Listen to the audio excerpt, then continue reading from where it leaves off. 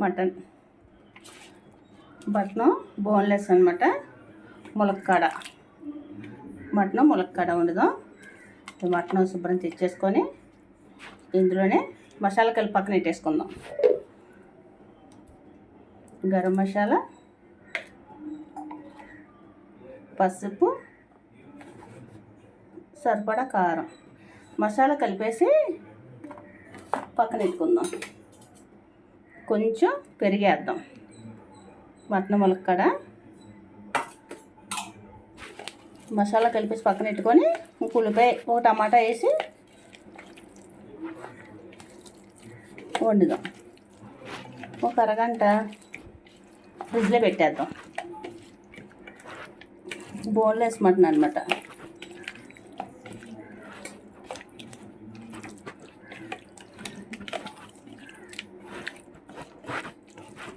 బాగా కలిపేసుకొని మసాలా అంతా మటన్కి అంతా పట్టేలాగా.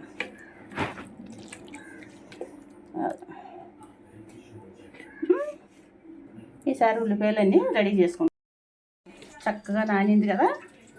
ఉల్లిపాయ, పచ్చిమిర్చి, ఒక టమాటా, ములక్కాడలు ఇలా చిన్నగా కట్ చేసాను. ఆయిల్ పెట్టుకొని ఉల్లిపాయలు వేసేద్దాం. ఒక టమాటా వేసుకుంటే మటన్ కర్రీ చాలా బాగుంటుంది అన్నమాట. ఉల్లిపాయలు చాలా చిన్నగా చాప్ చేసాం.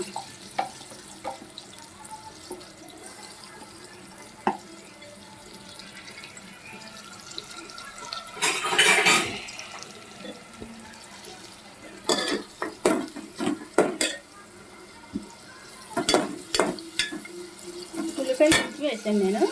గ్రేవీ ఎక్కువ అక్కర్లేదు నాకు, అందుకనేసి.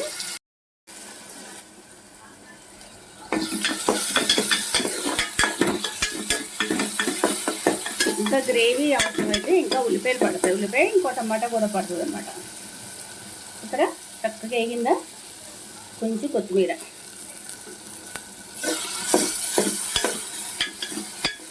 ఇంకా కొంచెం వేగితే మటన్ వేద్దాం. మటన్ వేసి కాసేపు కొంచెం ఉప్పు వేద్దాం. సాల్ట్, మటన్లో ఉప్పు వేయలేదు నేను. కాస్త తొందరగా వేగిపోతాయి. అదే చిన్న ముక్కలు కట్ చేసాం కదా, బేగానే వేగిపోద్ది అనమాట. ఇక మటన్ 1 అవర్ నానింది కదా, వేసేద్దాం. బాగా థిక్గా ఉంది. అది చక్కగా ఇది వాటర్ వేసి వేసేద్దాం అనమాట.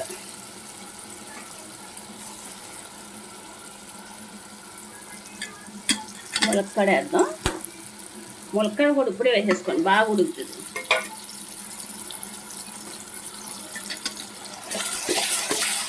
ఒకసారి కలిపేసుకొని మూత పెట్టేయండి. మసాలా నీళ్ళు కూడా ఉన్నాయి కదా, వేసేద్దాం. మగ్గింది కదా, ఈ మసాలా వాటర్ వేసేద్దాం.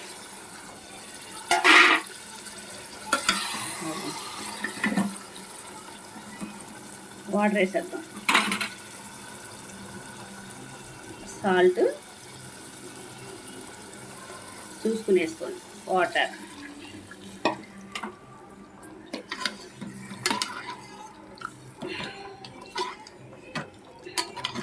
మునిగే వరకు వాటర్ వేసుకోండి. ములక్కాడ ఉడకాలి, మనకి మటన్ ఉడకాలి. కొంచెం పెద్ద ముక్కలే ఉన్నాయి కదా, మరి ఇంకా పడతాయి. ఇంకో గ్లాస్ వాటర్ వేసుకుందాం.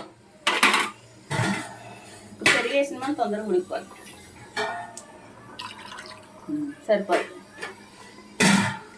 కొంచెం పెద్ద మంటే పెట్టేసుకొని ఫస్ట్ కొంచెం వాటర్ తగ్గాక అప్పుడు సిమ్లో పెడతాం. బాగా ఉడుకుద్ది అనమాట మెత్తగా. ములక్కాడలు కూడా సన్నగా ఉన్నది సరే, లేత మూత పెట్టేద్దాం ఓ 10 మినిట్స్ వరకు.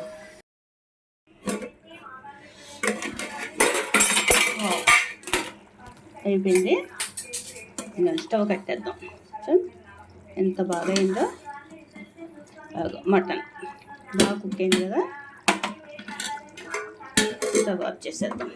ఇక మీరు చూపించడం గురించి తీసా. చూసారండి బాగా కుక్ అయిందో. ఇక మనకి కుక్ అని చూసారా.